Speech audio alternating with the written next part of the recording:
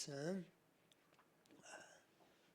오늘 금요일 날 계속 우리 금요 예배는 민수기 봅니다. 우리 민수기 8장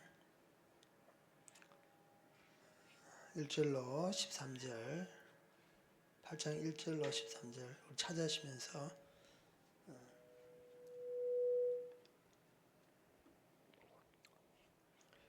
기도 제목과 광고 우리 함께 나누겠습니다. 다음 주는 이제 추석입니다.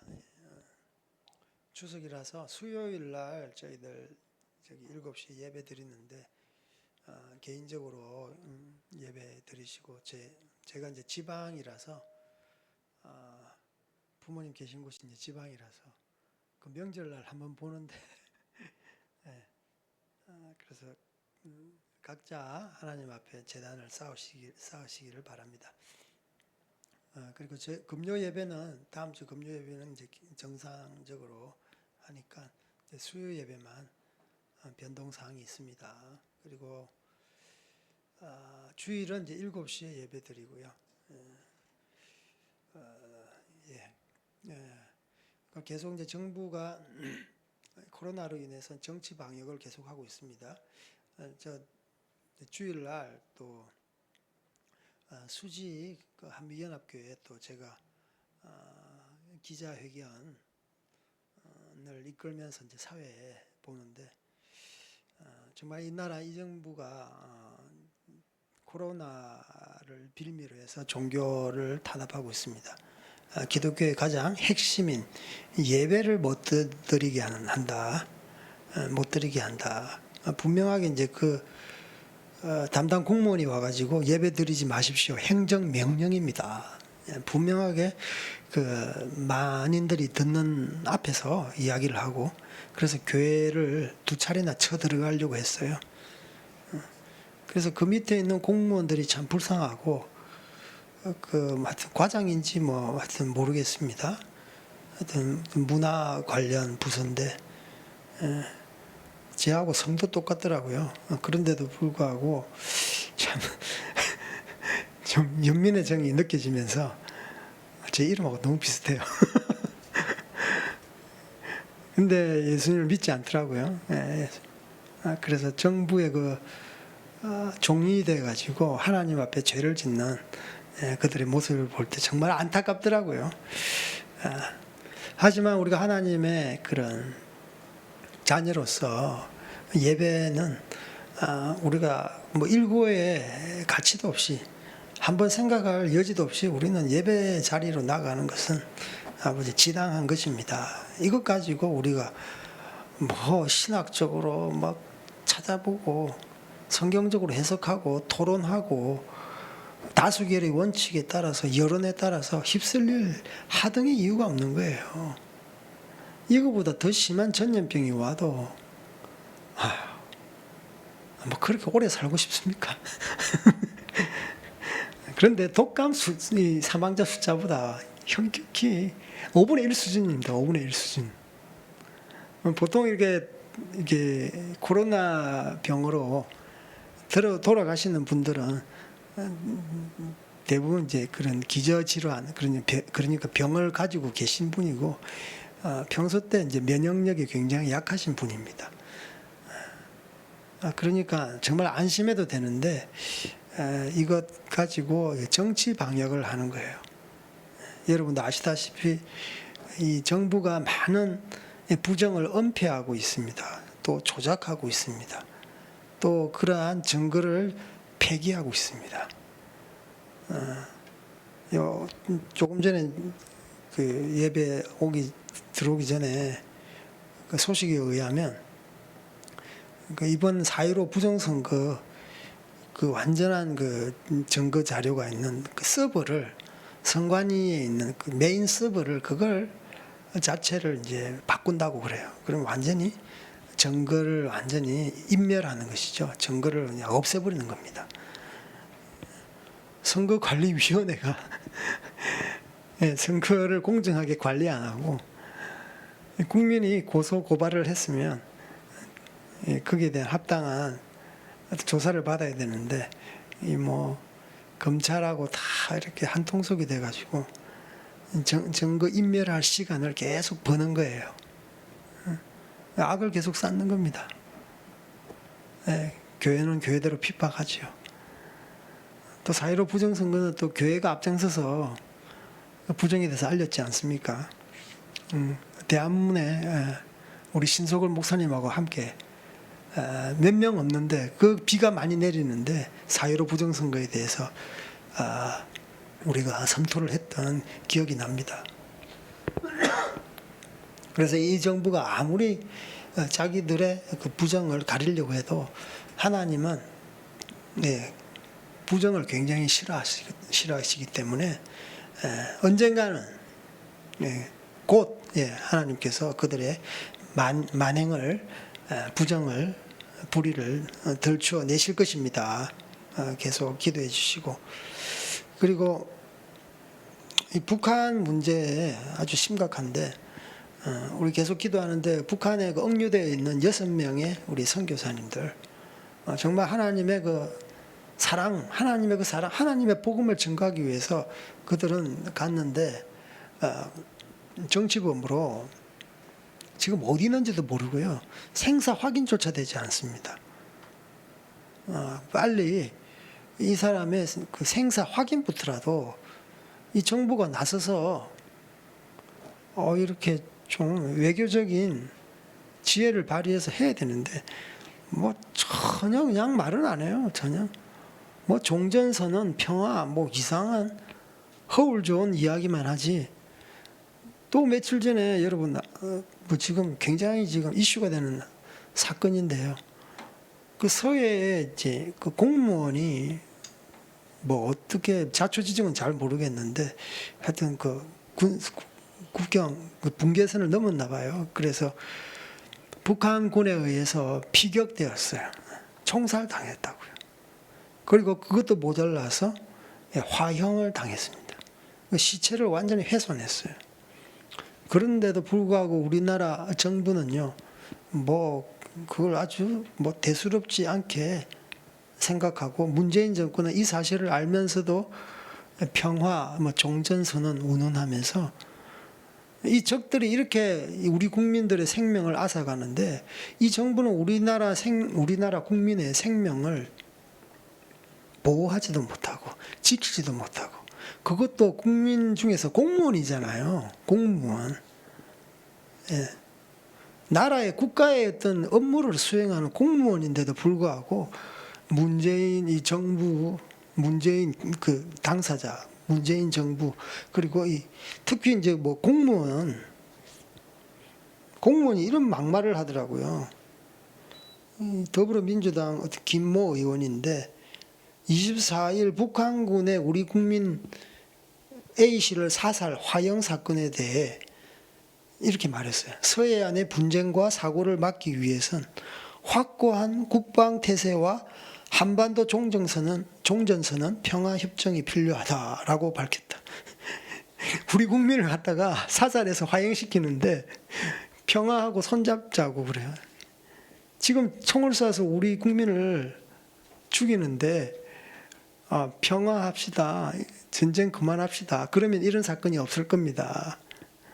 완전히 궤변을 늘어놓는 거예요. 그러니까 이 문재인 정부와 이 문재인 정부 당 더불어민주당이 지금 제정신이 아니라는 것이에요.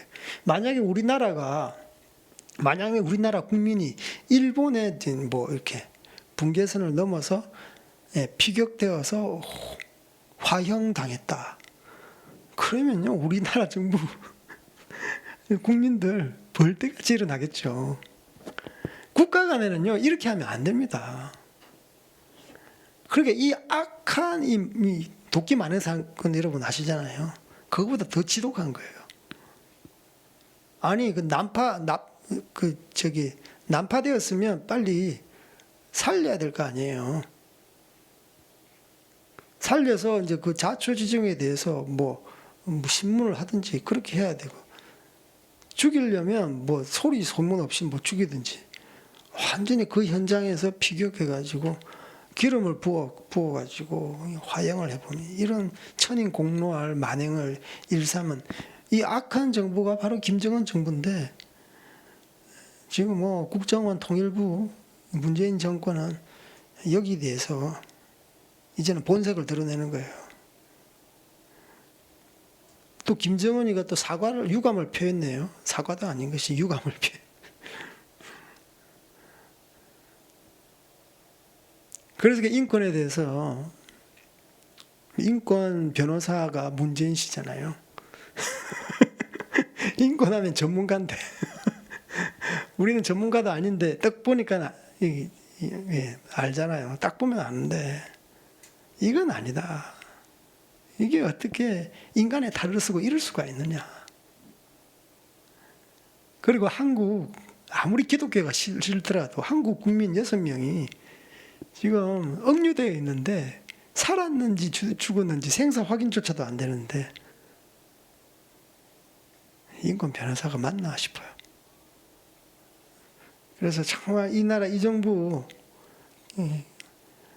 성경에 보면 선행을 권하고 악행을 벌하는 이런 정부에 우리가 순종해야지, 복종해야지, 완전히 하나님의 법에 위배돼도 이렇게 위배될 수 없는 정부예요. 그러니까 우리가 어떻게 해야 되겠습니까? 예. 정말 이게 붕괴해서 일어나야 됩니다. 예. 계속 이렇게 우리 물론 기도하지만 우리가 종교적으로 기도로만 할 것이 아닙니다. 밖에 나가서 투쟁하고 목소리를 높여서 그들의 귓가에 그들의 실정에 대해서 말을 해야 되는 것이에요. 그렇지 않으면 그들은 눈도 뻥끗도 안 해요. 그래서 여러분 정말 하나님 앞에서 정말 기도하시고 또 하나님 앞에 이렇게 담대하게 부르짖는 자로서 서기를 원합니다. 예. 이 정부가 맛이 가서 기도가 필요합니다. 우리 민수기 우리 8장 1절로 13절 우리 함께 봉독하시겠습니다. 시작. 여호와께서 또 모세에게 말씀하여 이르시되 아론에게 말하여 이르라. 등불을 켤 때에는 7 등잔을 등잔대 앞으로 비추게 할지니라 하시매 아론이 그리하여 등불을 등잔대 앞으로 비추도록 켰으니 여호와께서 모세에게 명령하심과 같았더라.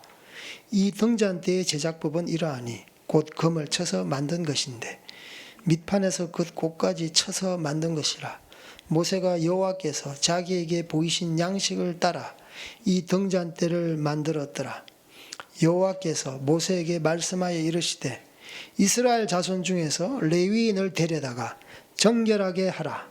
너는 이같이 하여 그들을 정결하게 하되 곧 속죄의 물을 그들에게 뿌리고 그것들을 그들의 전신을 삭도로 밀게 하고 그 의복을 빨게 하여 몸을 정결하게 하고 또 그들에게 숫송아지 한 마리를 번제물로 기름 섞은 고운 가루를 그 소제물로 가져오게 하고 그 외에 너는 또 숫송아지 한 마리를 속죄제물로 가져오고 레위인을 회막 앞에 나오게 하고 이스라엘 자손의 온 회중을 모으고 레위인을 여호와 앞에 나오게 하고 이스라엘 자손이 그들에게 안수하게 한 후에 아론이 이스라엘 자손을 위하여 레위인을 흔들어 바치는 제물로 여호와 앞에 드릴지니 이는 그들에게 여호와께 봉사하게 위함이라.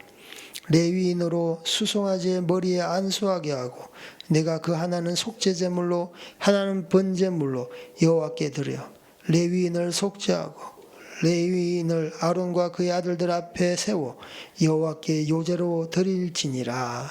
아멘.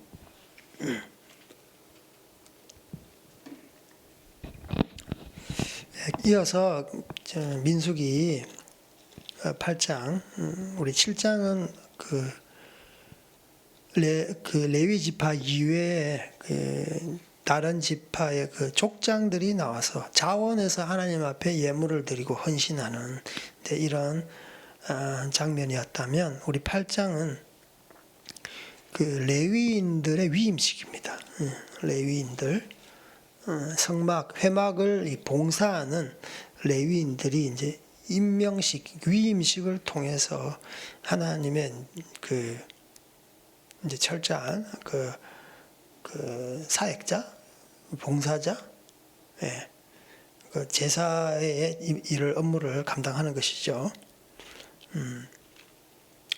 1절에서 4절까지는요, 이제 등잔을 차려놓는 어떤 방식에 대해서 말을 하고 있습니다.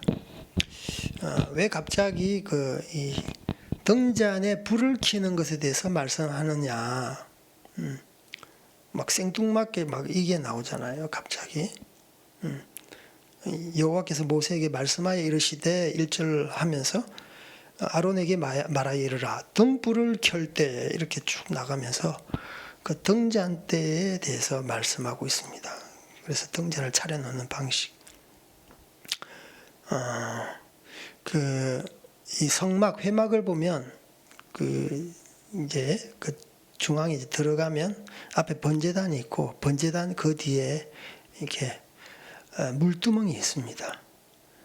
물두멍을 또 지나서 들어가면 이제 성소가 있습니다. 성소는 이제 크게 그 안에 지성소와 그 지성소가 구분할 수 있는데요. 그 성소 안에 들어가면 그 오른편에는 뭐가 있느냐 하면 진설병, 일명 떡상이라 그러죠. 그 왼편에는 촛대라고 하는데 금등대가 있습니다. 그리고 맞은편에는 이제 분향단이 있어요. 이제 그 뒤에 회막이 있는데 그 회막을 그 뒤에 커튼, 회막이라는 커튼을 이제 뒤에는 지성소인데요. 그 안에는 하나님의 법궤가 언약궤가 있는 거예요. 그러니까 여기서는 이제 등불이에요. 성소에는요 창이 없습니다. 창이 있죠. 우리는 창이 있지만 창이 없어요. 그러니까 깜깜하다는 거예요. 하나님께서 천지를 창조하시고 나서 제일 먼저 행하셨던 사역이 빛이 있어라 하셨어요. 빛이 있어라. 바로 이런 의미로 등잔을 갖다가 말씀하는 것입니다. 그리고 분명하게 여기서 말씀하는 것은 일곱 등잔을 등잔대 앞에서 비추게 할지니라. 등불을 켜는데요. 등불을 켜는데 일곱 촛대가 일곱 금등대가 있습니다. 이 그림 그리면 이제 좀 알 수 있는데 이 나무처럼 생겼어요. 이 금등대가. 그러니까 나무처럼 뿌리가 하나 기둥이 쭉 올라와 가지고 여기서 갈립니다. 한 번 이렇게 갈리고 두 번 이렇게 갈려서 또 세 번 갈리고 중간에 하나 딱. 그래서 7개예요. 둘, 6개 맨 위에. 그래서 꼭 나무처럼 생겼습니다. 그러니까 뿌리는 하나인데 각자의 이렇게 불은 다른 거죠. 그래서 이 등잔대를 통해서 이 성소가 빛이 있어서 밝게 되는 거예요. 분간이 있는 거예요. 그런데 단지 이거는 밝게 하기 위한 목적이 아닙니다. 이 등불은요, 어떤 것을 비추는 목적이 있어요. 그게 무엇일까요? 어떤 것을 비춰요. 어떤 것을 조명한다고요. 성령 하나님께서 우리의 마음을 조명하심으로 말미암아 우리가 어떤 죄를 깨닫고 그분 앞에 회개하듯이 조명할 때 우리의 뭐 때문에 회개하게 됩니까? 하나님 말씀이 우리의 마음을 갈아엎어 주시는 거죠. 하나님 말씀으로 인해서 우리의 죄가 드러나게 하는 거예요. 너 이렇게 하시면 안 돼, 간음하면 안 돼 하면서 나의 간음했던 나의 생각으로든 행동이로든 속이지 말라, 도둑질하지 말라, 우상숭배하지 말라, 이런 하나님의 말씀이 우리 가운데 조명하니까 우리가 하나님 앞에 주님 죄송합니다, 내가 죄인입니다. 그래서 이 등불은 어디에다가 조명하느냐, 우리의 죄를 조명하는 것이 아니라 하나님 말씀을 조명하는 거예요. 그래서 이 이 등잔 때의 촛불 맞은편에 떡상이 있는 거예요. 떡상이 바로 하나님 말씀을 상징한다고 우리가 저번 시간에 배웠습니다. 그래서 12개의 빵이 있습니다. 12개의 빵. 차곡차곡 이렇게 세워져 있죠. 그래서 하나님의 말씀을 상징하고, 우리가 하나님의 말씀을 먹지 않으면 우리의 생명은 유지할 수 없는 거예요. 그래서 예수님은 우리의 생명이라고 말씀하고 있습니다. 우리 성경에서 한번 찾아볼까요? 요한복음 한번 찾아보겠습니다.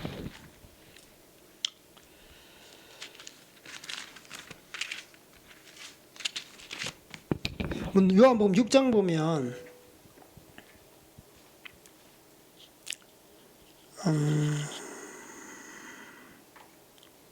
66절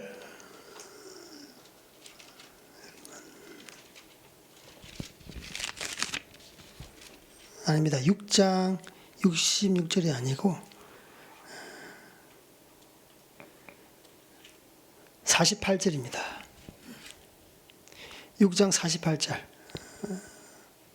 우리 51절까지 한번 읽어볼까요? 시작. 내가 곧 생명의 떡이니라. 너희 조상들은 광야에서 만나를 먹었어도 죽었거니와 이는 하늘에서 내려오는 떡이니 사람으로 하여금 먹고 죽지 아니하는 것이니라. 나는 하늘에서 내려온 살아있는 떡이니 사람이 이 떡을 먹으면 영생하리라. 내가 줄 떡은 곧 세상의 생명을 위한 내 살이니라. 그 예수님 자체가 생명의 떡이에요. 예수님 자체가 생명의 떡이에요. 광야에서 너희들이 모세가 준 만나를 먹어서도 죽었거니와 하늘에서 내려온 떡, 바로 산떡은 바로 나다. 너희들이 나를 먹어야 된다라고 말씀하고 있는 거예요. 그래서 예수님의 말씀 앞에 우리는 새로운 생명을 얻을 수 있는 겁니다. 예수님을 통해서 새로운 어떤 중생, 영생을 맛보게 되는 것입니다. 그래서 이 등잔이 비추고 있는 곳이 어디입니까? 죄를 아까 비춘다고 그랬는데 실제로 하나님 말씀을 비추는 거예요. 하나님의 말씀을 비출 때 그 말씀으로 인해서 말씀은 살아 역동합니다. 그래서 예수님께서 다우청로슨 성육신으로 이 땅 가운데 오신 거예요. 그래서 말씀은 어떤 우리 공간에 가두어 놓을 수 없는 거예요. 그래서 말씀은 시공간을 초월해서 역동적으로 다이나믹하게 활동을 하고 사역을 하는 거예요. 그래서 말씀이 선포되면 생명이 선포되는 겁니다. 왜 전도자가 말씀을 선포합니까? 어떤 사람들의 사상과 철학을 선포하면 아무런 일이 일어나지 않아요. 하나님의 말씀을 선포하니까 지옥 가는 사람들이 하나님의 생명 앞으로 나오는 것이고 안전뱅이가 일어나는 것이에요. 귀신 들린 자가 귀신으로부터 자유케 되는 거예요. 눌린 자, 상처와 쓴뿌리와 허물로 인해서 눌린 자는 다시 회복되는 거예요. 그래서 진정한 하나님의 형상, 자존감이 회복되는 것이 바로 하나님의 말씀이 선포될 때 일어나는 거예요. 그것은 사역자들이 너무 잘 압니다. 선교사들이 너무 잘 알아요. 하나님의 말씀은 어떤 국부적으로 어떤 장소, 어떤 지역 안에 묶여있는 것이 아니구나. 그래서 이 등대라는 것은 성령의 그 조명하심입니다. 그 계시록에 보면 분명히 이야기하고 있습니다. 우리 계시록 한번 볼까요?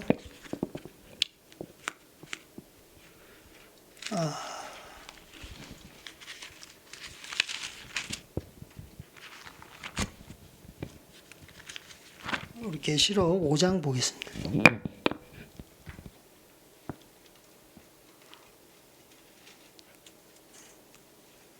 계시록 4장입니다.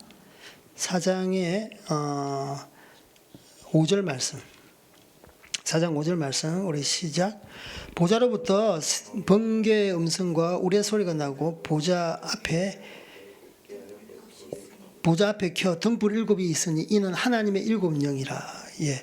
일곱 등불 켠 7불 그 7등불 7이 하나님의 7영이라. 바로 하나님의 영, 바로 성령을 말씀하고 있는 거예요. 성령 하나님께서 비추어 줍니다. 그리고 조명하는 것은 우리를 깨닫게 해주시는 거예요. 그리고 7 교회라고도 하죠. 그게 이제 성령 하나님께서 왕성하게 활동했을 때 그의 어떤 실체를 교회라고 하는 거예요. 그래서 7교회. 결국은 본질은요, 성령님께서 활동한다는 것이에요. 그래서 7개의 영, 7의 영이라고 그러잖아요. 그래서 이 등불의 연료, 등불이 타면 연료가 기름이 있잖아요. 그게 바로 성령님께서 하시는 거예요. 그래서 뿌리가 하나잖아요. 교회가 7이라도 성령은 다양성이 있습니다. 다양성. 그런데 연료는 하나예요. 성령께서 함께 하시는 거예요. 성령을 어떤 형태, 어떤 시스템으로 가둘 수는 없어요. 예, 성령 하나님께 역사하면 반드시 이러한 형태대로, 이러한 어떤 시스템대로, 어떤 이러한 모양대로 되어야 돼라고 할 수는 없는 거예요. 성령은 다양성이 있는 겁니다. 7교회처럼, 은사처럼. 성령은 하나되 하나님은 한 분이라고 말씀하고 있는.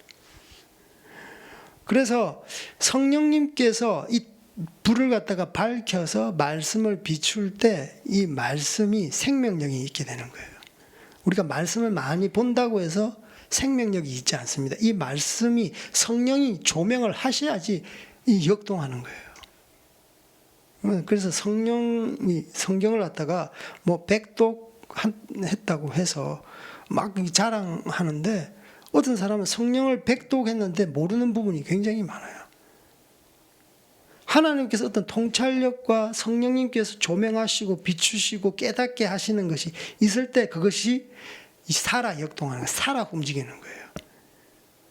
남의 말을 갖다가 전하는 것이 아니라 내가 경험했던 하나님, 내가 이 말씀으로 인해서 내가 경험했던 하나님을 사람들한테 간증으로 전파될 때 그것이 힘이 있는 거잖아요.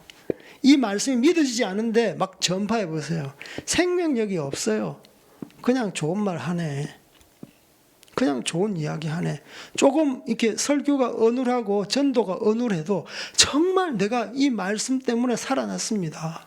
이 말씀 때문에 내가 현장에서, 삶의 현장에서 경험했습니다. 그러면 다른 사람한테 전할 때 그 말씀이 좀 어눌해도, 그 말씀이 좀 논리적이지 않아도 생명력이 있는 거예요. 진정성이 있는 것입니다. 그래서 이 성령 하나님께서 비추신 어떤 말씀 가운데 생명력이 있는 거예요. 그래서 이 성소 안에는 이런 어떤 메커니즘이 있는 것입니다. 등대가 있는데 뭘 비추나? 그 앞에 맞은편에 있는 떡상을 비추는 거예요. 그래서 하나님께서 제일 먼저 했던 사역, 빛이 있으라 했던 것도 우리 마음 가운데 정말 성령 하나님의 그 활동하심으로 너희들이 살기를 원한다. 너희들이 본다 하지만 성령에 사로잡히 있지 않는 자는 맹인에 불과한 거예요. 육체적으로 맹인이지만 성령에 사로잡혀 있는 사람은 본다라고 하나님께서 말씀하세요. 믿으십니까? 그래서 정말 하나님께서 이 초두부터 너희들이 성령의 불을 밝히기를 원한다는 것이죠. 4절에 보면 등잔대의 제작법에 대해서 또한 말씀하고 있습니다. 우리 4절 우리 다 같이 한번 더 읽어볼게요. 시작. 이 등잔대의 제작법은 이러하니 곧 금을 쳐서 만든 것인데 그 밑판에서 그 꽃까지 쳐서 만든 것이라. 모세가 여호와께서 자기에게 보이신 양식을 따라 이 등잔대를 만들었더라. 하나님께서 등잔대의 제작법까지 어떻게 만드는 것에 대해서 이렇게 자세하게 나옵니다. 재료는 무엇을 써라? 금을 써라. 만들 때 어떤 방식으로 해라? 쳐서 어떤 망치, 장도리질을 해서 만드는 거예요. 그래서 꽃 위에 꽃까지 만드는데 꽃까지 다 이렇게 섬세하게 망치질을 해서 만들어라. 이건 뭐 제가 왜 이렇게까지 만들었나 주석을 찾아보니까 이 등잔대의 어떤 모형은 그 예수님,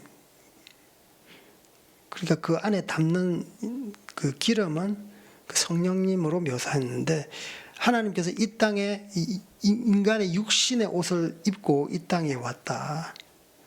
그런데 예수님께서 자기의 욕심대로 이 땅 가운데 살지 아니하고 하나님의 원하신 대로 사는 거예요. 그래서 자기가 자기 육신을 쳐서 하나님의 말씀 앞에 복종시키는 것에 대해서 말씀하고 있는 거예요.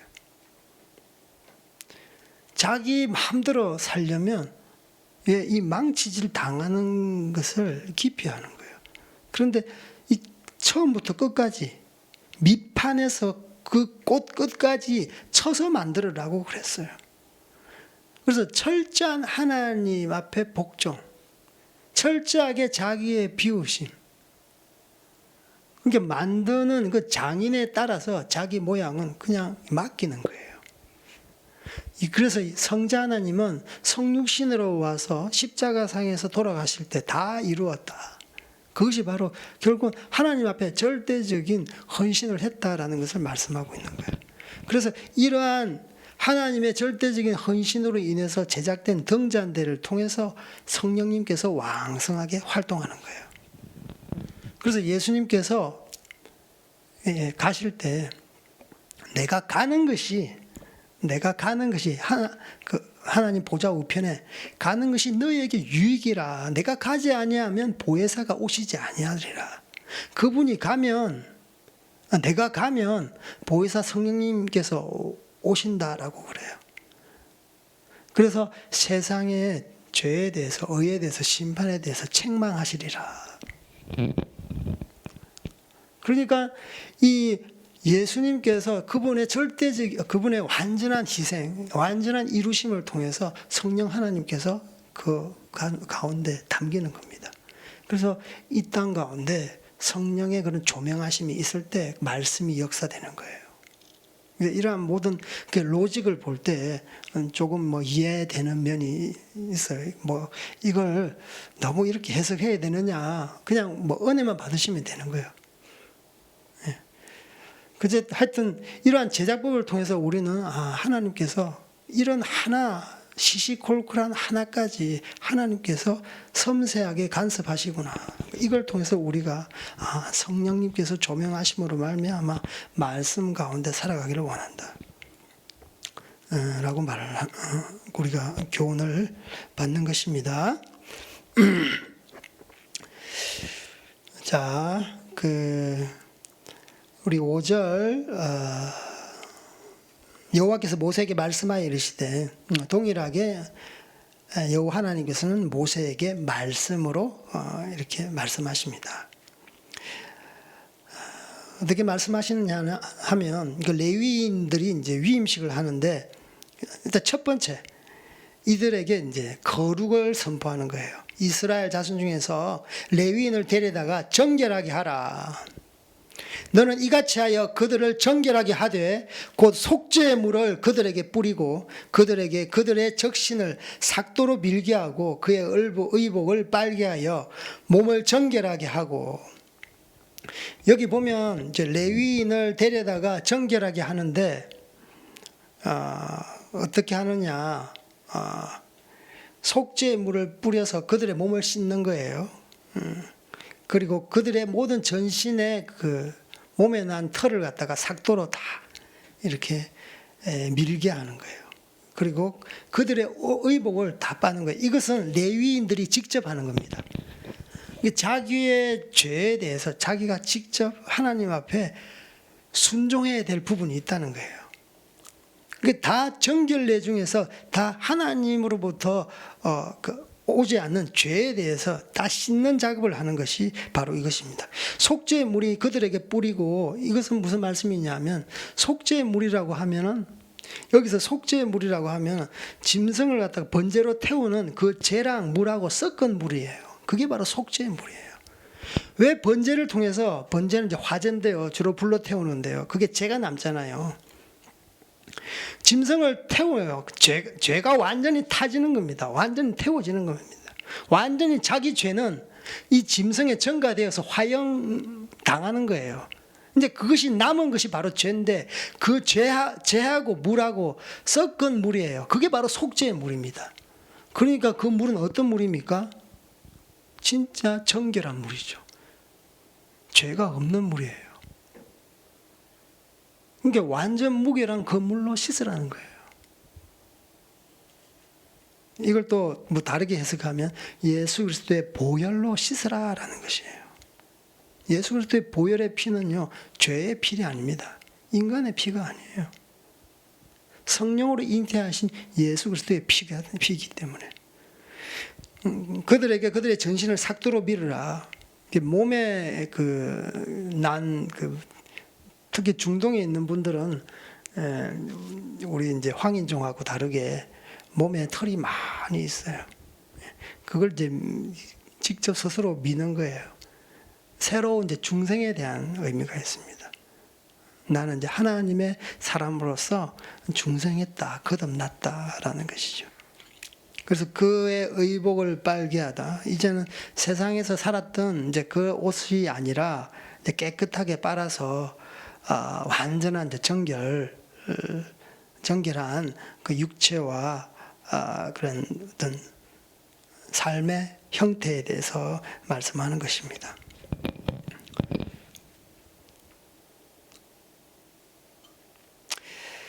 그래서 하나님께서는 레위인들을 거룩하게 구별함을 통해서 그들이 이제 그 백성들의 대표자로서 하나님의 일들을 감당하게 하는 거예요. 저는 이제 이것을 볼 때 정말 하나님을 이렇게 봉사하는 목사라든지 전도사라든지 선교사, 이제 일명 전 인생을 하나님 앞에 드린 풀타임 선교사, 풀타임 사역자는요, 이러한 생활의 모든 패턴이, 그런 습관이, 심지어 이렇게 옷을 입거나 말을 하거나 이런 걸음걸이, 가는 장소, 모든 것이 정결하게 되지 않으면 하나님께서 쓰시기 합당하지 않은 거예요. 백성들이 이러한 레위인들 앞에 나서 제사직을 수행하는 사람들을 볼 때 그들이 나보다 거룩하지 않고 나보다 이렇게 완전하지 않으면 따라갈 수가 없는 거예요. 하나님을 오히려 욕되게 하는 겁니다. 제가 여기서 막 평소 때 막 거짓을 말하고 속이고 자녀 교육을 하는 데 있어서도 세상 교육 그대로 하고, 그러면 여기서 말씀을 전할 때 말씀의 영향력이 있습니까? 전혀 없는 거예요. 그래서 사역자는 이중적이면 안 됩니다.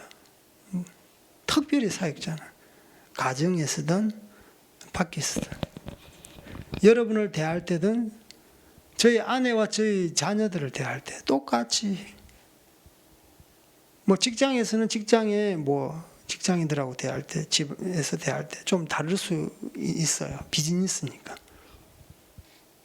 그렇다고 해서 저는 달라야 된다라고 말하지는 않고, 정말 똑같으면 얼마나 좋겠습니까? 그런데 사역자는요, 웬만하면 같아야 되는 게 아니라 완전해야 됩니다. 그래야 하나님께서 기뻐하십니다. 또 정직해야 됩니다. 그래서 때로는 감사해요. 제가 이 자리에 서면서 하나님의 사역자이기 때문에 함부로 말하지도 못하고 함부로 행동하지 못하는, 그러니까 풀타임 하나님께서 공급하신 어떤 재물도 공급하심으로 살고, 하나님께서 주신 사역 제가 싫다고 미룰 수도 없는 거고, 몸이 아파도 해야 되는 것이고, 감정의 상태와 상관없이 이 자리에 서야 되는 것이고, 근데 그런 것들이 있는 거예요. 그래서 감사해요. 죄를 멀리할 수 있으니까. 그리고 여기서 제가 또 느끼는 것은요, 지금 모세와 아론과 그 아들들이 이 제사장 직분을 하는데, 이것에 봉사하는 레위인들이거든요. 고앗 자손, 모라리 자손, 게르손 자손이 있습니다. 그래서 이러한 동력자를 이렇게 위임하는 데 있어서도 하나님께서는 같이 거룩한 동력자가 함께하지 않으면 사역은 일어날 수 없다는 것을 제가 오늘 이 레위인들 위임식을 통해서 저는 느껴요. 거룩한 자와 거룩한 자가 함께 하나님을 일을 감당하는 것이지, 나는 하나님 앞에 거룩한데 뭐 세상에 한 발을 담그고 또 하나님 앞에 한 발을 담그고 자의적으로 모든 말씀을 해석하고 이러한 사역자가 있습니다. 이러한 사역자와 하면 코드가 안 맞는 거예요. 거룩이라는 코드가 안 맞는 거예요. 선교지도 마찬가지예요. 똑같은 말씀을 전했는데도 이 말씀을 보는 눈이 다르니까 한 사람은 자유적으로 해석해버리고 하나는 그냥 전통적으로 보수적으로 해석해. 그래서 사실 성격은 달라도 됩니다. 성격은 달라도 돼요. 사역적인 코드, 그러니까 거룩의 코드가 안 맞는 거예요. 그것 때문에 사역이 지속되지 못해요. 어떤 사람은 사역자로 왔는데 전도에 대해서 열심이 없어요. 하나님께서 기다리라고 하신다. 하나님께서 붙여주신다. 굉장히 수동적이면서도, 굉장히 믿음 있는 이야기를 하는데 굉장히 수동적이면서도 하나님 말씀은 적극적으로 때를 얻든지 못 얻든지 나아가서 복음을 전거하고, 집에 있는 것보다 일단 밖에 나가면 영혼을 만나거든요. 저희들도 마음에 공고하면 일단 밖에 나가요. 그러면 왔다 갔다 하다가도 우연히 하나님께서 영혼들을 만나게 해주시더라고요. 놀더라도 티베트에 있는 사람들이 많이 노는 티베트 타운, 그런 곳이 있습니다. 거기 가서 놀더라도 티베트 아는 사람 만나게 하고 그 아는 사람을 통해서 또 친구를 소개받기도 하고 이렇게 해서 사역이 확장되더라고요. 그런데 같이 동역한다고 해도 자기는 기타는 잘 쳐요. 찬양은 잘해요. 그런데 밖에 나가기를 싫어하는 거예요. 이런 것도 사역의 코드인 거예요. 거룩의 코드가 안 맞는 거예요. 그러면 그 사람하고 인간적으로 성격이 비슷하고 축구 차는 것도 공 차는 것도 좋아하고 뭘 다 좋아해도 일단 코드가 안 맞으면 같이 할 수가 없는 거예요. 그래서 이 레위인들을 뽑을 때는 성격에 대해서 말하고 있지 않습니다. 그들의 생활 스타일에 대해서도 말하지도 않고요. 유일하게 한 게 하나님 앞에 거룩해라. 그래야만이 동역할 수 있다. 그러지 않으면 하나님의 이 동역을 할 수 없고 하나님 나라를 지속적으로 확장할 수 없다는 것을 저는 정말 저의 사역의 경험을 통해서 뼈저리게 느끼는 거예요. 막 이게 여기 앞에서 선교 동원한다고 국내에 나와서 사실 동원하다 보면은 막 오버해요. 선교지에 있는 건 선교사밖에 모르잖아요. 선교사밖에 몰라요. 근데 그 1인 걸 갖다가 2, 3으로 부풀려 가지고 이야기를 하면 듣는 제가 참, 아니 저렇게 사람을 동원하는데 저렇게 해야 되나?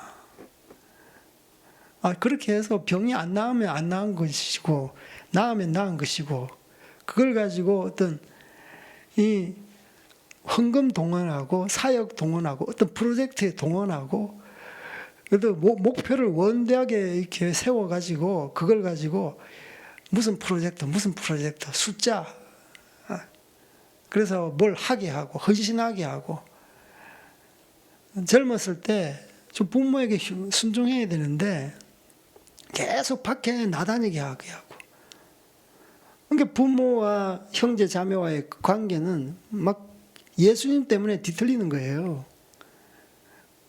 엄마 나 1년 동안 선교지 갔다 올게. 아니 집에는 비 때문에 힘들어 죽겠는데 애는 하나님 앞에 피를 받았다고 해가지고 집안을 떠나 선교지로 간다고 그러지. 학교는 휴학한다고 그러지. 도무지 이해가 안 되는 거예요. 제가 볼 때는. 그래서 정말 이 사역자도 이 말을 할 때 없는 것을 있는 것처럼 이야기하는 분은 거의 없는 것 같은데 주로 부풀리고 그렇게 해서 막 성도들한테 막 바람 넣고 이렇게 막 그런 거 있잖아요. 그런 것들이 있는 것 같아요.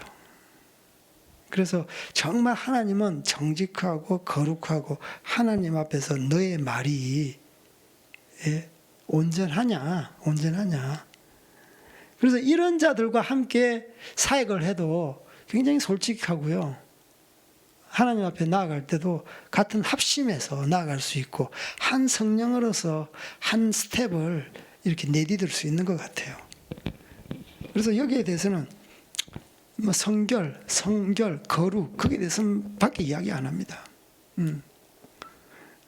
저는 이제 우리 형제들을 볼 때 마음밭이 얼마나 깨끗하냐. 웬만하면 좀 마음밭이 깨끗한 사람이 있어요. 잘 모르고 하나님의 진리에 대해서 잘 모르지만 마음밭이 깨끗한 사람, 많이 배운 사람보다는 마음이 좀 깨끗한 사람, 그러니까 착한 사람 그런 사람을 좀 선호합니다. 그래서 일을 한번 시켜요. 야야야야야, 여기 앞에 마당 좀 쓸어라. 야야야, 저 들어오는데 좀 치워라. 그리고 제일 들어온 거 화장실 청소 한번 해봐라. 작은 걸 한번 시킬 때 굉장히 충성하잖아요. 그 사람은 굉장히 마음밭이 좋고 착하다라는 생각을 해봐요. 그래서 우리나라 뭐 기독교 기업 이랜드 같은 경우에는 지위 고하를 막론하고 다 화장실 청소를 한다고 하잖아요. 그래서 작은 일에 충성하는 자가 큰 일에 충성하는 거예요. 작은 일을 충성하는 자에게 하나님께서 큰 일을 맡기는 거예요. 그래서 함께 우리가 동역하다 보면은 참 성격 맞지 않는 그런 부분보다는 거룩의 문제, 이러한 성결의 코드 문제가 굉장히 중요하다. 그래서 하나님께서 같이 동역자로 이 아론 아들들, 모세와 아론 아들들에게 붙일 때 이러한 레위인들에게 다른 자격 요건은 필요 없는 거예요. 그래서 자신의 모든 몸의 삭도를 밀고 그 속죄물로 뿌려서 씻고 의복을 빨게 해서 완전한 이전의 삶과 다른 거듭난 자로서 하나님 앞에 서게 하시는 것입니다. 그 뒤에 보면 이제 우리 9절, 10절 보면 이제 제가 읽겠습니다. 레위인을 회막 앞에 나오게 하고 이스라엘 자손의 온 회중을 모으고 레위인을 여호와 앞에 나오게 하고 이스라엘 자손이 그들에게 안수하게 한 후에, 이게 무슨 말씀이냐면 레위인을 회막 앞에 나오게 합니다. 그리고 이스라엘의 온 자손들도 나오게 합니다. 그러니까 이스라엘 전부가 이 앞에 나오게 하는 거예요.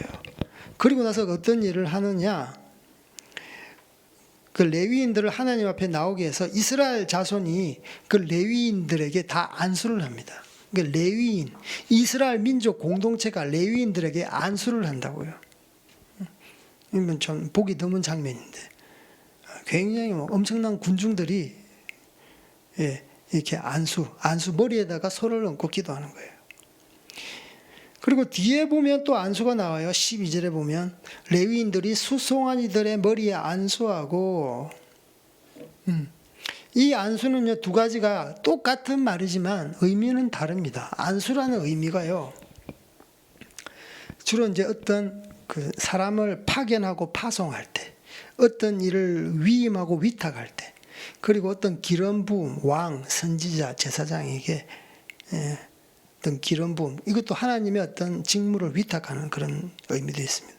어떤 사명을 줄 때, 그리고 병 고침, 성령 은사를 구할 때, 그리고 죄를 전가할 때 짐승에게 안수하잖아요. 짐승의 머리에게 안수해요. 안수의 그 핵심은요 하나됨입니다. 하나됨. 그래서 이스라엘 백성들이 레위인에게 안수한다는 것은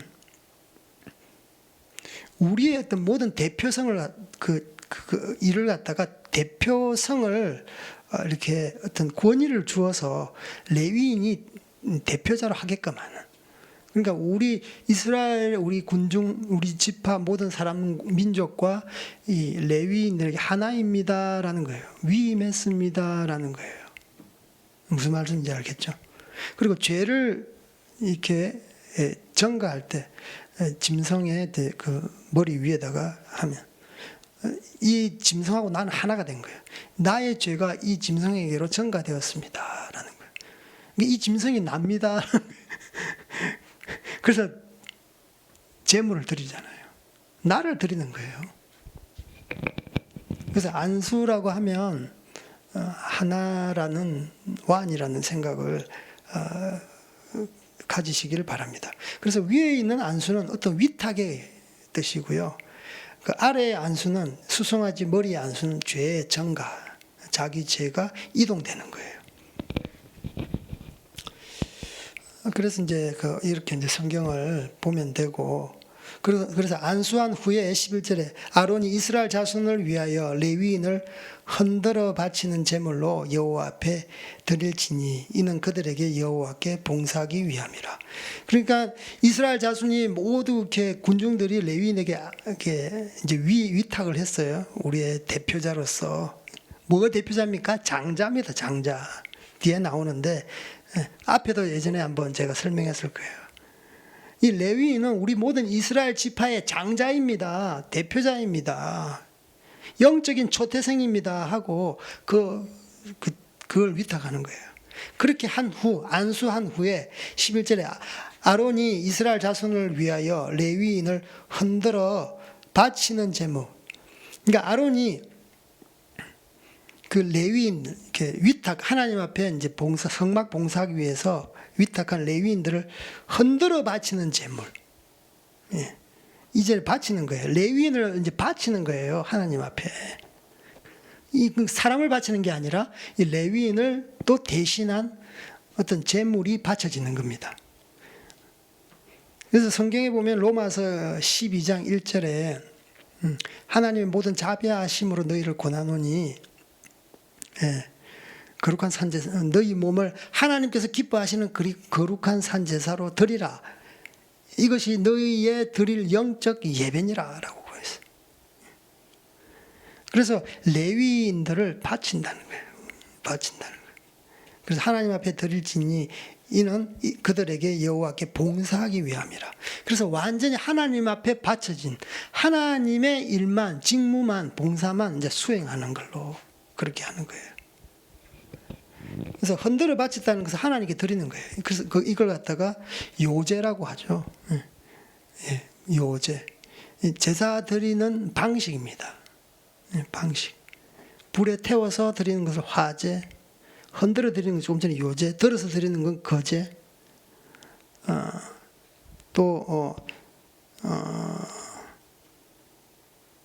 한 가지 기억이 안 나는데. 어쨌든 이게 지금 하나님 앞에 흔들어 바치는 거예요. 흔들 때는 어떻게 흔드냐? 앞뒤로 흔들기도 하고요. 위아래로 흔들기도 합니다. 하나님 앞에 드립니다. 이거예요.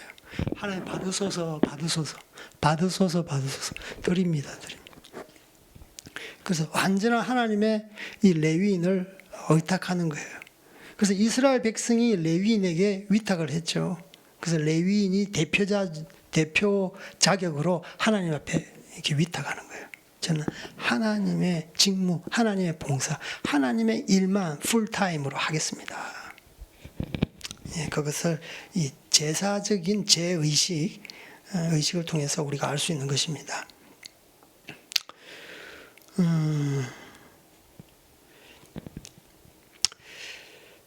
자, 14, 15절 우리 같이 읽겠습니다. 시작. 너는 이같이 이스라엘 자손 중에서 레위인을 구별하라. 그리하면 그들이 내게 속할 것이라. 내가 그들을 정결하게 하여 요제로 드린 후에 그들이 회막에 들어가서 봉사할 것이니라. 그리고 이제 그 제사를 끝나는데 제가 설명 안 한 게 있는데 제사를 드릴 때 속죄제가 있고 번제가 있습니다. 무엇을 먼저 지내냐 하면 속죄제를 먼저 지내고 나서 번제를 지냅니다. 번제가 아니에요. 속죄제는요, 자기 죄를 속하는 거잖아요. 번제는 무엇입니까? 하나님 앞에 헌신과 감사의 의미입니다. 그 죄를 이렇게 씻지 않고, 죄를 속하지 않고 하나님 앞에 나갈 수가 없습니다. 그래서 먼저 속죄제를 드리고 나서 하나님 앞에 헌신하고 감사하겠습니다. 그래서 우리의 의욕에 앞서서 하나님 앞에 헌신하겠습니다. 이렇게 해도 하나님 받아들이지 않아요.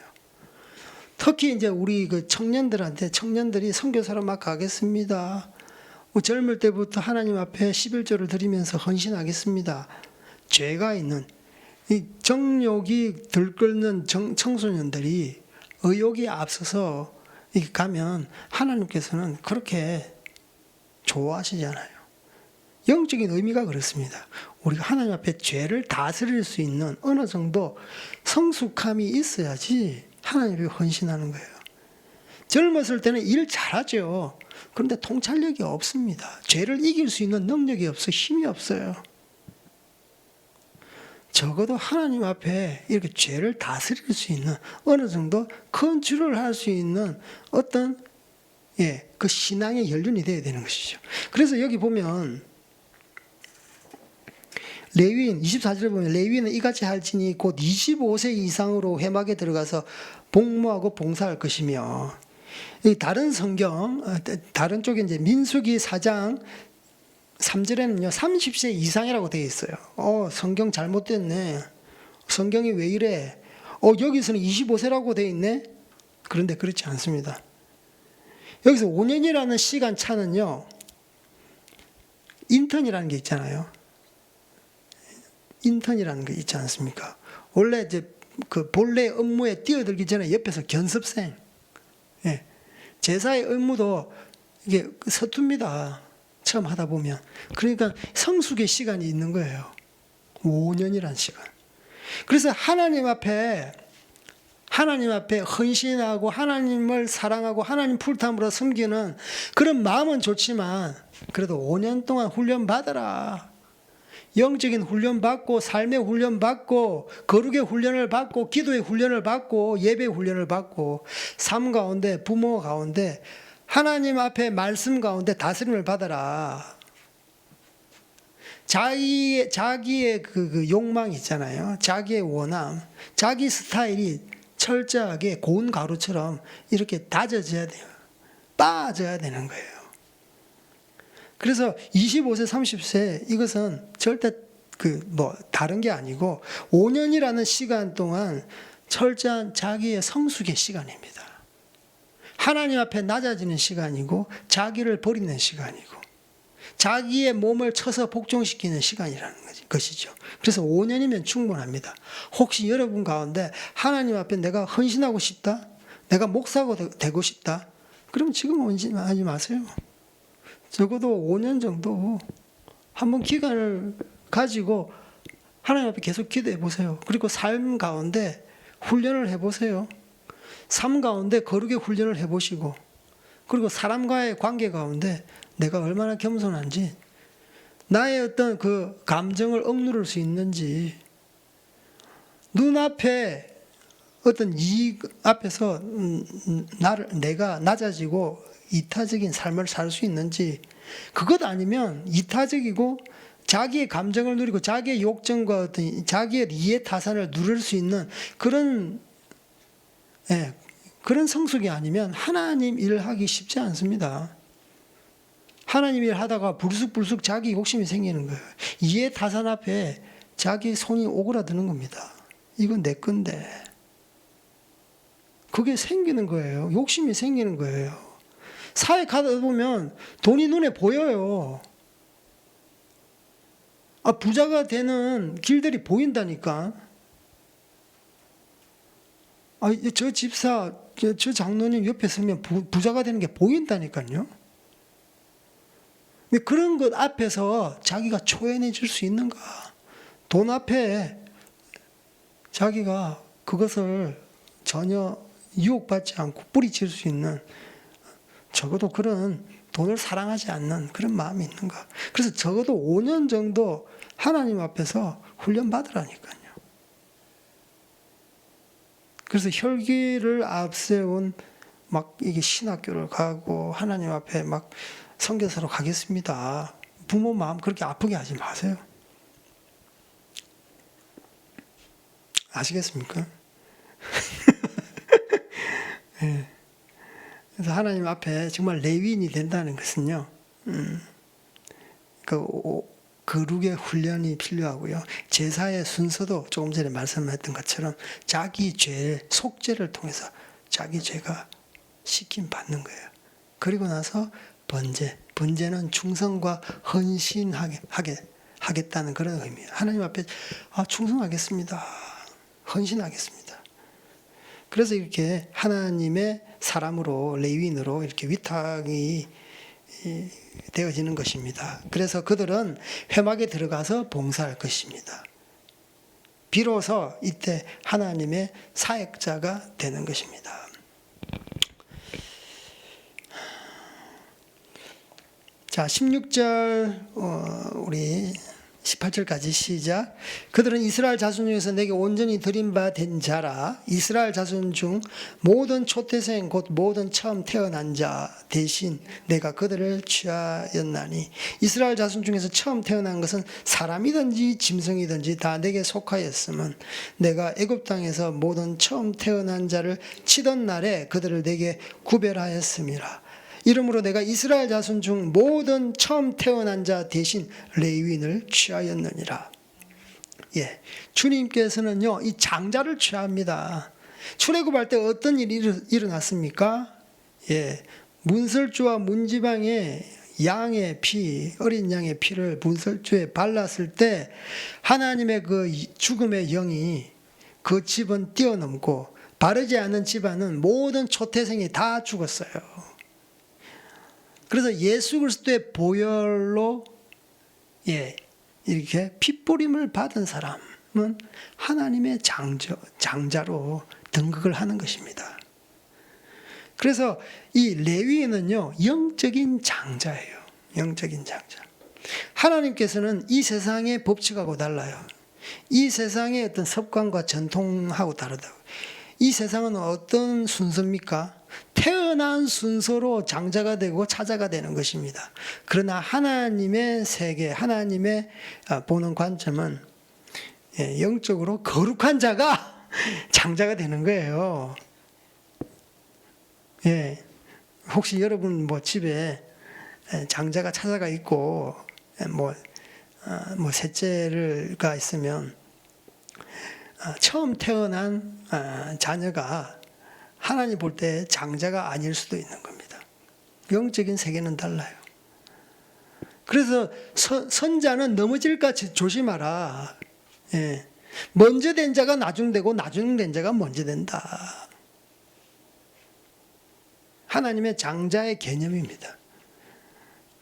그래서 레위 지파가 장자가 아님에도 불구하고 하나님께서 쓰임 받은 거예요. 바로 영적인 장자. 하나님의 봉사를 척근에서 할 수 있는 그런 영광을 얻은 것이죠. 그래서 이 레위인을 취하여 모든 처음 태어난 자를 대신한다라고 말씀하고 있는 것입니다. 저는 이제 그 중국에 이거 보면서 중국은 이제 남아 선호 사상이 아주 강해요. 네. 그러니까 이제 장자를 선호하는 사상도 굉장히 강합니다. 요즘 한참 우리나라 이슈가 되는 게 낙태하는 거예요. 낙태. 중국이 이 딸이 이렇게 B차원 검사, 하여튼 산부인과 가면 이렇게 배를 보잖아요. 성별이 남자인지 여자인지. 그래서 성별에 따라서 여자면 애를 지우고, 남자면 대를 이으니 우리 집에 독생자, 중국은 하나밖에 안 낳잖아요. 장자 선호하기도 하지만 우리 집안을 이 계보를 이으려면 남자가 태어나는 거예요. 태어나야 되는 겁니다. 그래서 이러한 검사를 통해서 그 딸이 태아가 많이 죽는 거예요. 요즘 우리나라 그 낙태 관련 법을 지금 국회에서 이렇게 막 통과하려고 하는 그런 건데, 이 좌파 정부가 들어서서 생명, 경시 그런 풍조가 만연하잖아요. 여자의 권리가 중요하다. 그런데 태아의 권리는 중요하지 않냐? 자기가 마음껏 이렇게 막 쾌락을 즐기고, 예, 혼전에 막 즐기는 건 중요하고 그 뒤에 일어날 책임은 지지 않는 거예요. 물론 여성적으로 그 여성의 인권에 대해서 한편 일리가 있어요. 사실 이 혼전에 사고를 쳤을 때 실질적인 피해자는 여성이거든요. 받는 피해자는 여성이야. 남자가, 예, 같은 동침을 했더라도 남자보다는 실질적인 피해는 여자예요. 그러니까 여자들도 자기 권리를 보호할 의무가 있는데, 그러면 그 전부터 결혼을 전제하고 사귀든지 아니면 뭐 이렇게 그 남자랑 어떤 뭐 결혼을 하든지 그렇게 해야 되지 않겠나. 그러니까 결국은 책임 못 지고 자기들의 쾌락만 일삼고 그 뒤에 피해자는 결국 태한 거예요. 만약에 설사 애를 낳더라도 그 애를 키우지 않고 방치해 버리는 거예요. 그래서 우리나라에 지금 부모가 있는데 고아원에 있는 애들이 상당수 있습니다. 그래서 지금도 입양하는 나라가 우리나라예요. 이게 얼마나 부끄럽습니까? 말로는 뭐 3만 불, OECD 가입, 뭐 ODA, 뭐 세계 뭐 개발 협력 자금 지원해 준다. 그래서 최빈국에서 세계에서 뭐 10대 경제 대국으로 올라섰다. 그런데 아기 수출국이에요. 이런 오명이 우리나라 가운데 있는 거예요. 기독교 인구가 1,000만이 넘었다. 부끄러워요. 고아 수출국. 하나님께서는 정말 생명을 사랑하라고 그랬는데, 혼전 순결을 지키라고 그랬는데, 결혼이라는 제도 하에서 생육하고 번성하라고 그랬는데 지키지 않는 거예요. 교회 청년부 내에서도 서로 눈이 맞아서 혼전 순결 쓰레기통에 쳐넣고, 제가 청년부를 맡아본 사역자로서 제가 한국 교회를 잘 압니다. 그러니까요, 이 중국만 이렇게 뭐 잘못했다 손찌검할 일이 아닙니다. 지금 우리나라에서도 뭐 초중고 할 것 없이 이런 좌파 교육, 성교육, 이런 자유 연애 사상, 집에 가다 보면 뭐 고등학생인데 교복 입고 남녀가 손을 잡고 뭐 서로 어깨 막 딱 보면 알아요. 야, 안 볼 때 저거만 하겠냐. 사람들이 눈에 봐도 서로 막 뽀뽀하고 난리도 아니에요. 눈 뜨고 쳐다볼 수 없는 이러한 우리나라의 현실 앞에서,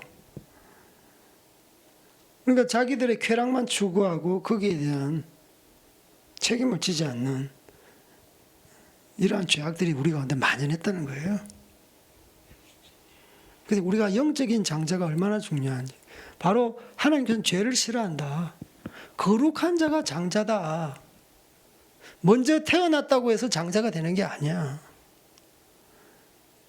그래서 우리 자손 가운데 영적인 장자로 키우려고 합니까? 이 한국 교회 가운데 영적인 장자가 되려고 합니까? 거룩하셔야 돼요. 뭐 똑똑해가지고 뭐 서울대, 연고대, 좋은 대학, 뭐 고시 패스하고, 지금 잘난 사람들이 우리나라 다 망치잖아요, 지금. 거룩한 자가 없어서 이 나라 가운데 악이 만연하잖아요. 이게 바로 우리나라의 현실입니다. 이게 바로 전 세계 현실이에요. 그래서 하나님께서는 예배자를 찾으시는데, 예배자의 그 본질은요, 거룩하고 성결하고 구별되어 있는 자. 이 구별된 자를 통해서 하나님의 나라를 이끌어 가십니다. 자기가 좀 못 배워도, 좀 중심에 안 있어도, 변방에 있어도 하나님께서는 쓰시는 거예요. 엘리야를 하나님께서 쓰시는데, 엘리야에 대해서는요, 특별하게 무슨 지파라는 말을, 그냥 디셉 사람 엘리야라고. 길르앗 지방 디셉 사람 엘리야. 그전에는 성경에서는 뭐 이런 방구도 없어요. 갑자기 아합 왕이 우상 숭배를 갖다가 심하게 하니까 이세벨을 자기 아내로 들리고, 그래서 이 선지자가 딱 이렇게 출연하는데, 그 엘리야라는 사람은 길르앗이라는 곳에 살아요. 길르앗은 어떤 곳이냐? 변방 중에도 변방이에요. 다른 암몬 족속과 이 전쟁할 때 그 변방이에요. 그리고 거기는 고산지대예요. 고원지대, 고산지대 제가 살아봐서는 알아요.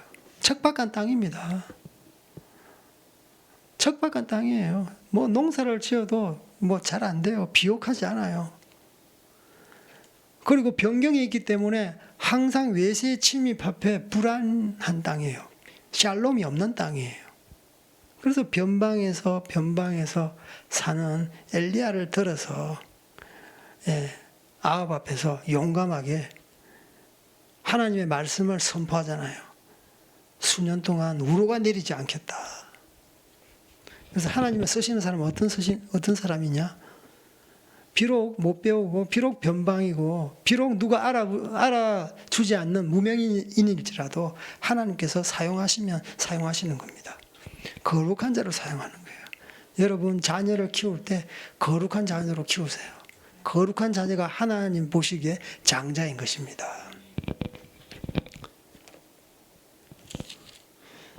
그래서 하나님께서 이 시대에 레위인을 찾으십니다. 레위인을.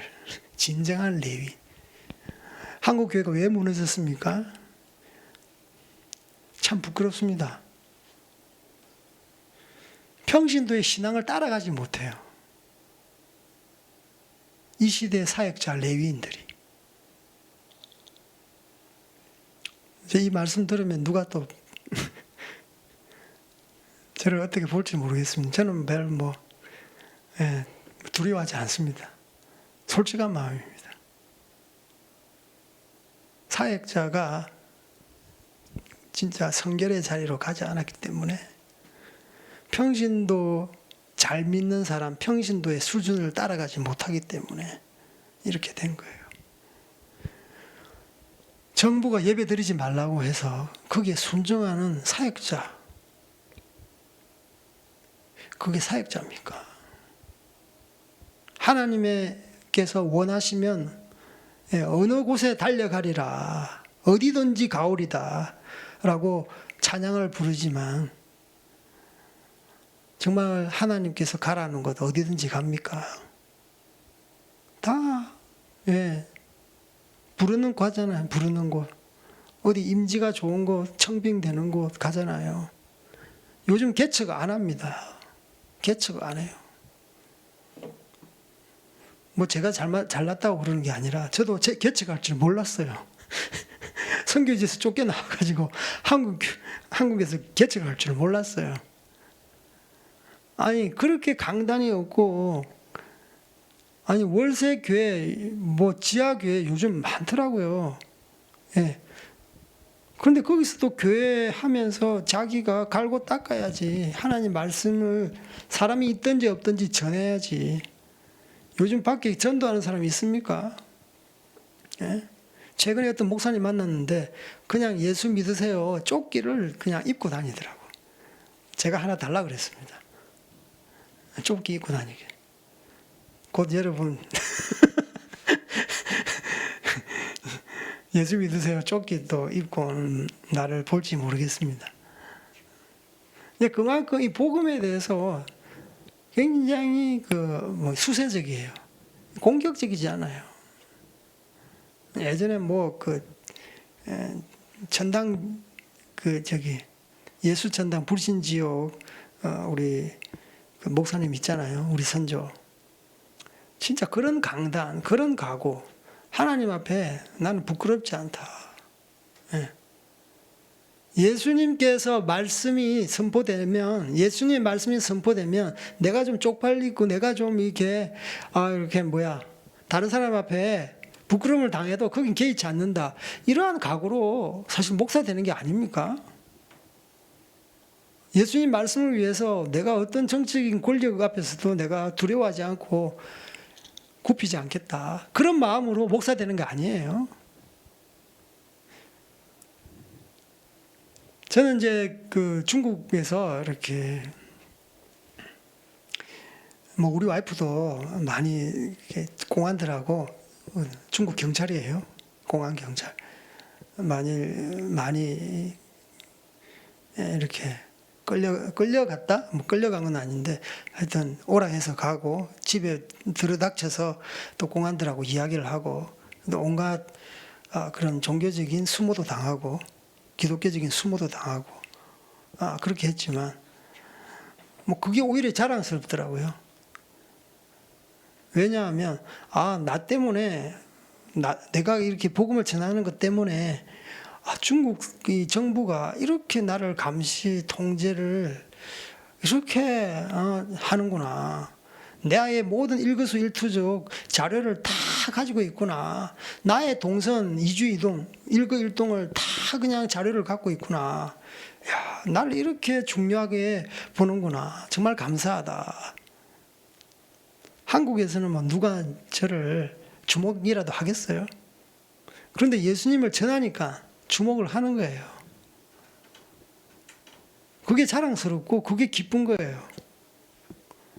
그래서 이렇게 예배를 탄압하고 하나님을 높이지 못하게 하는 이럴 때 오히려 하나님 앞에 나는 예배자입니다. 분명하게 자기 색깔을 드러내고 이 땅 가운데서 빛과 소금의 역할을 감당하는 게 한국 교회 아니겠습니까? 교회가 지금 쪼그라들어요. 영적인 장자가 안 되는 거예요. 거룩하지가 않으니까 하나님 쓰시지 않는 거예요. 목사가 됐다고 해서 레위인입니까? 목사가 됐다고 해서 성경 말씀대로 살아가는 사람입니까? 영적인 장자라는 의미는요, 진짜 엄청난 영광입니다. 한국 교회가 세계 영적 장자가 되어서 세계 선교를 갖다가 하겠다라고 그렇게 선교계에서 뭐 이렇게 이야기를 합니다. 촛대가 한국 교회에서 떠날지도 모르니까 더 헌신하자고. 그게 무엇입니까? 영적인 장자입니다. 하나님의 거룩한 자를 통해서 하나님의 사역, 하나님의 나라, 하나님의 어떤 그 역사를 일구고 가시는 거예요. 그게 세계 선교의 패러다임이고 패턴이고 큰 역사의 물줄기입니다. 거룩하지 않으면 하나님께서 쓰시지 않습니다. 혹여나 쓰셔도 아주 일시적인 겁니다. 그래서 주님께서는 이 레위인을 통해서 이 이스라엘 민족의 대표성을 가지고 본이 되기를 원하는 거예요. 뭐 봉사하는 것, 뭐 그건 기술적인 것은 익히면 되죠. 익히면 되는 거예요. 중요한 것은 무엇입니까? 평생 동안 하나님만 섬기고 하나님 마음에 합한 그런 거룩한 자로 서지 않겠니? 너를 통해서 이 이스라엘 공동체가 정말 성결한 공동체가 되기를 원한다. 이거 아니겠습니까? 하나님의 영향력은 이 대제사장을 통해서 이 성막을 지키는 이 제사장 계열, 레위 지파를 통해서 온 민족, 온 지파에게 흘러가는 거예요. 이걸 하나님께서 말씀하시는 거예요. 그래서 영적인 이런 장자권은 정말 하나님 앞에서 귀한 것입니다. 여러분 집에 자녀가 있으면 다 장자로 키울 수 있어요. 집에서 장자가 한 명 나오면 둘째, 셋째는 영적인 차자가 되는 게 아닙니다. 다 거룩하게 되면 다 장자입니다. 세상의 법칙하고 달라요. 세상의 관습하고 태어난 순서대가 아니라니까요. 여러분 자녀가 5이면 다 거룩하게 키우면 다 장자입니다. 다 장자. 하나님께서 귀하게 쓰시는 거예요.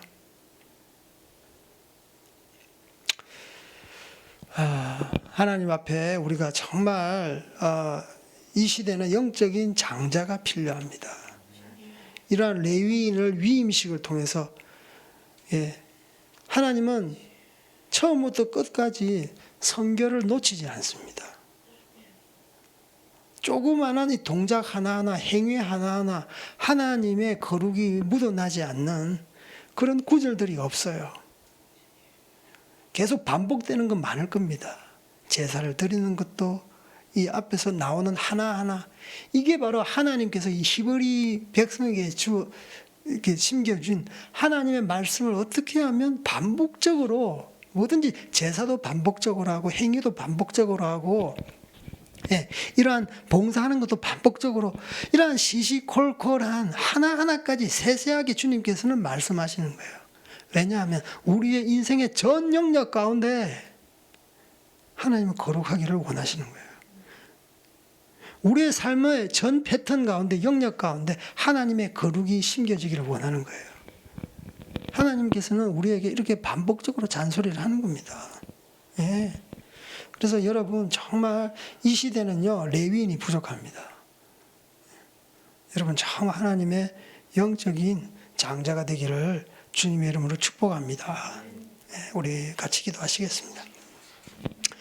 하나님 아버지, 감사합니다. 정말 이 땅 가운데 정말 많은 하나님의 일꾼이 있지만, 정말 하나님을 위해서 그 명령대로 순종하는 일꾼이 부족하고, 하나님 말씀대로 성결한 자가 부족하고, 하나님의 말씀대로 행동하는 자가 부족하고, 당신을 위해서 목숨을 아까워하지 않고 섬기는 자가 부족한 이 현실 가운데, 아버지, 저희들이 아버지여 정말 하나님의 장자로서, 레위인으로서 살아가는 저희들 되게 하여 주시옵소서. 당신은 거룩한 자, 성결한 자를 통해서 역사하십니다. 성결한 자를 통해서 당신께서 예외자로 세우시고 만들어 가십니다. 아버지, 우리가 하나님의 성결한 예배자로 서게 하여 주시옵소서. 아버지여, 당신께서 아버지 어떤 자를 아버지 세워주시는 것은 아버지 성결한 자, 예배자를 쓴다고 하셨사오니, 우리가 우리 자녀에게 아버지 성결하게 교육하게 하시고, 거룩하게 교육하게 하시고, 하나님 말씀대로 교육하게 하시고, 비록 아버지 늦게 태어나도 하나님의 영적인 장자로 키우게 하여 주시옵소서. 아버지, 교만하지 않게 하여 주시옵시고, 하나님 앞에 겸손함으로 말미암아 온전히 주님 앞에 자기의 자신을 쳐서 복종시키는으로 말미암아 아버지, 하나님께서 우리 마음 가운데 오셔서, 우리의 가정 가운데 오셔서 왕노릇하게 하여 주시옵소서. 우리 계속 기도할 때 우리가 정말 하나님의 영적인 레위인이 되겠습니다. 영적인 장자가 되겠습니다. 우리 주님 부르짖고 기도하시겠습니다. 주여, 주여, 주여. 하나님 아버지, 함께하여 주시옵소서. 우리가 이 땅에